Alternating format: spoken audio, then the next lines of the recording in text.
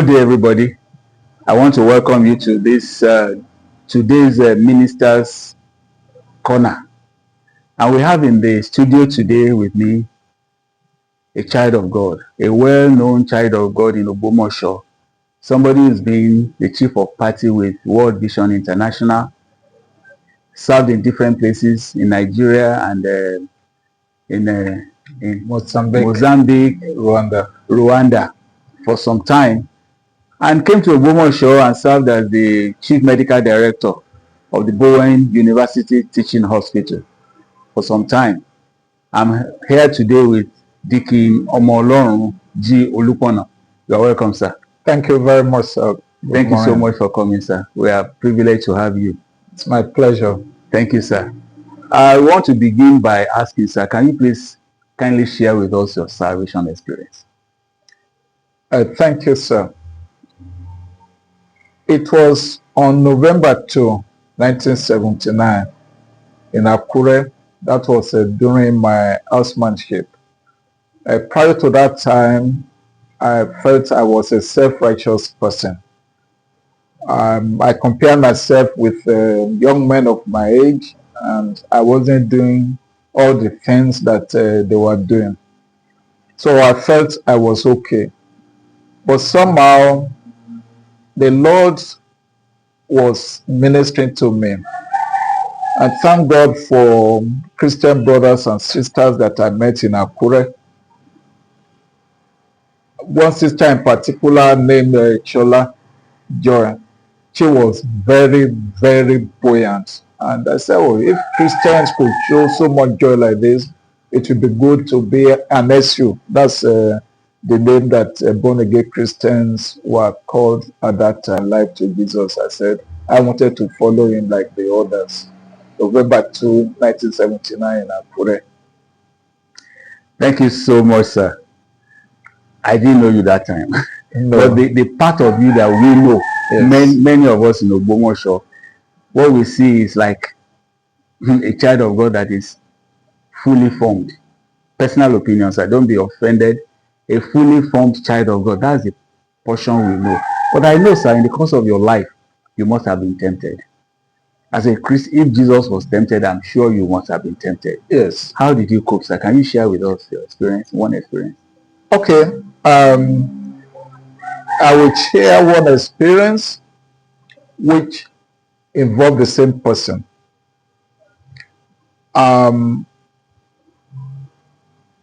Before I gave my life to Christ in Akure, I was getting close to a lady.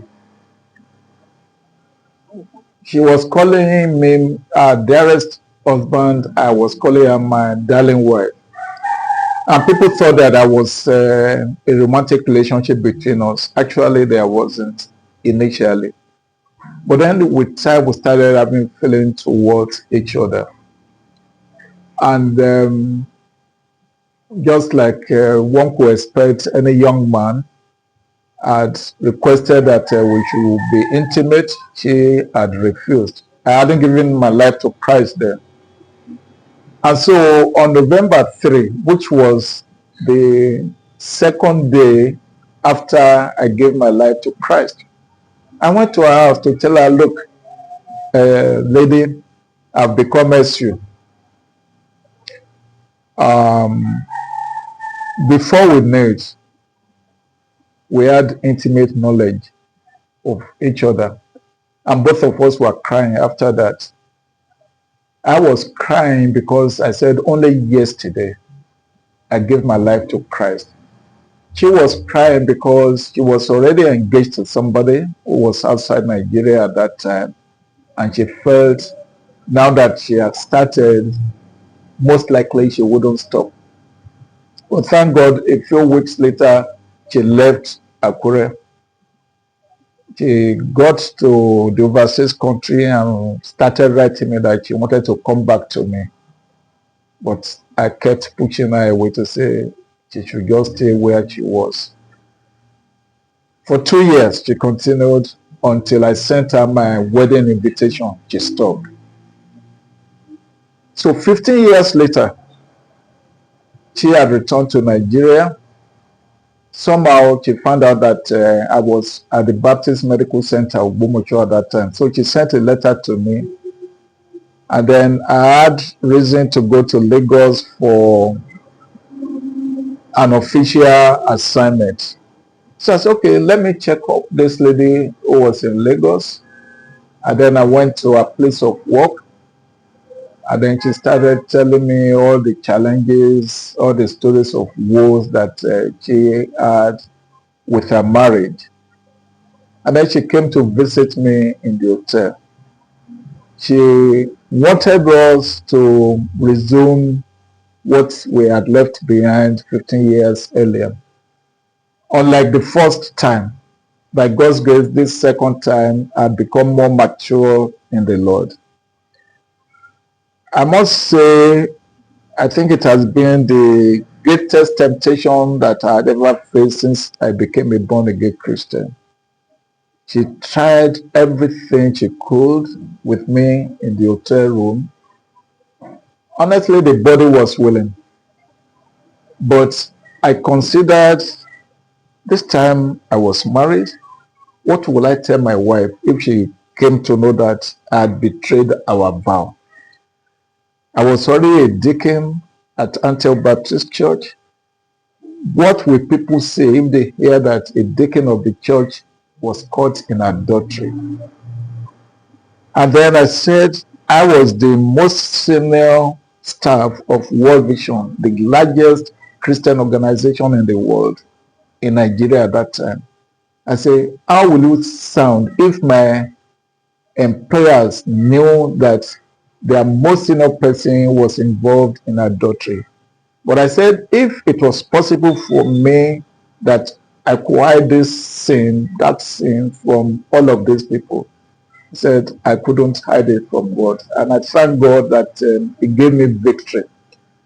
I didn't yield, and eventually she left. So that was the greatest temptation that I could recall that I faced, since I became a Christian.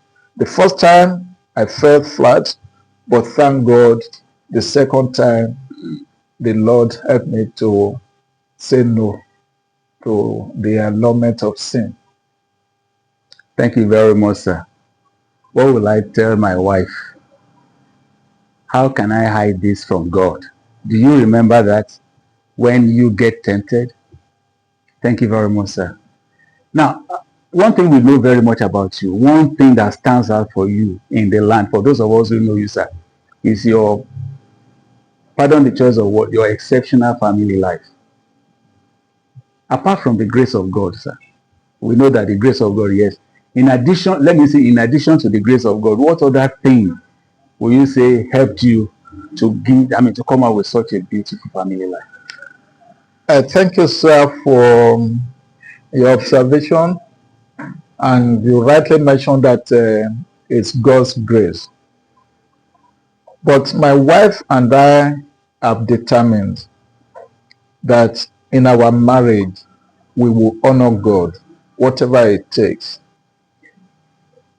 Even during the time that we were in courtship, there were things, the landmines that we know could derail marriage. And we are taking a position on what we will do. One is the issue of money. Both of us agree that we will make money our servant and not our Lord. And so we have decided that we have a joint account. And so there is no question of how much are you earning or how much are you not earning. And each one of us plays the role that is well suited for. My wife is better at handling cash. I hate handling money. But when it comes to the bookkeeping, the online transactions, internet banking and the rest, I'm very good at that. So once in a while, I will go to the bank, withdraw the cash and hand over to her. She knows what to do. I don't have to ask her, but she keeps accurate record. So by making money our servants, that has not caused any friction between the two of us. So it helps us a lot, because I know that's one area where some couples, are thrown into trouble. The other thing is, we have used Ephesians 5:21 as a watchword.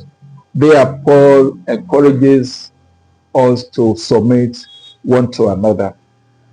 I know most men will not like to read that portion. The verse they would like to read will be from verse 22, where, Paul says the wife is submit to the husband. But any man who is sincere, who has peace in his home, will confess that there are times you have to submit to your wife. And they are not always wrong. There are times when women can be wrong. And so, because we have learned over the years to know when to submit to the other, that has really helped us. We have been married now for more than 43 years. To the glory of God, we have never had any reason, not even once, to take our issue to a third person, to help us resolve. So we respect each other, we submit, to each other, and we love each other. We are determined that we will not do anything that will bring the name of the Lord into disdain. And so that has been our secret, sir. Both of us keep going, we keep encouraging each other, and of course, we make a lot of fun of each other. Thank you very much, sir. I believe you noted respect each other, love each other, submit to each other. Is that happening in your own home? Thank you very much, sir. A little blessings of the Lord make some people to lose their heads. Little blessings, once the Lord gives them money, position, some people tend to lose their heads and they become something else. My question is, how have you been able to keep your head? Because we know you are a blessed person. Well, thank God for His grace, sir. When I look at my own background, where I came from, and what the Lord has enabled me to achieve or attain today, I cannot allow that to go into my head, because it's grace and His favor that have helped me to become the man that I am today, and whatever little achievements that I've been able to attain is due to the grace of God over my life and His favor upon me. So if I recognize that there is nothing I have, or whatever position I have occupied or occupy has been given to me, then why should I allow that to get into my head? Rather, in fact, it should really humble me to say that, but for God, I wouldn't be where I am today. Because, I still have some of my childhood friends. The opportunity that I had that they didn't have, I know where they are today. I'm not deriding them. And I know where I am because of the opportunity that I have been given. And so once I recognize that, then I must caution myself, because there are others who had even struggled more than I did, and yet, could not reach where I have reached. So I keep checking myself, sir, to make sure that I don't become fully headed, and then take the glory that belongs to God and take that for myself. Thank you. Thank you so much, sir. Somebody met with God somewhere and he called God his banner. Somebody met with God and said God is a provider. Sir, if you are to capture your work with God, with a phrase or with a word, what will it be, sir? I think one of our Baptist hymns come to mind. I think is number 258 in the 1956 edition. And that is, "It is sweet to trust Jesus and take him on his word." That has been my experience since I accepted Jesus Christ as my Lord and Savior. Of course, in the journey of life, there were ups and downs. But because I know I can bank on his promise, and I know that it will not fail me, will not disappoint me. So I would say it is sweet to trust in Jesus and to take him for his word. Thank you, sir. We are rounding off now, but before we do, I want to use a word that you may not like, but just permit me, sir. In the race, in the Christian race, in this area, we'll call you one of the frontliners. But there are people that are coming behind, sir. People that are still shaking in their faith. Is it, your word is sweet to trust in Jesus? Yes. But some people are still there thinking, is it really worth it? Everybody should now cut corners and do things. What's your word for those who are coming behind, sir? Never, never cut corner. Trust in Jesus. I've seen the two sides of the world. My life before I gave it to Jesus and after I've given it to Jesus. Like people used to advertise price, that the difference is clear.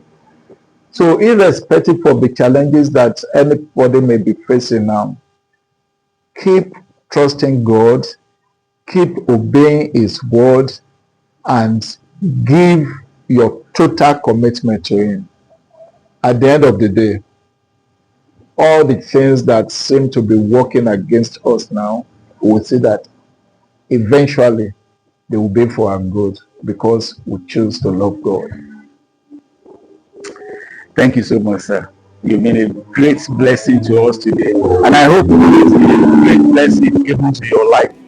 I want to say thank you one more time. We are so privileged to have you with us.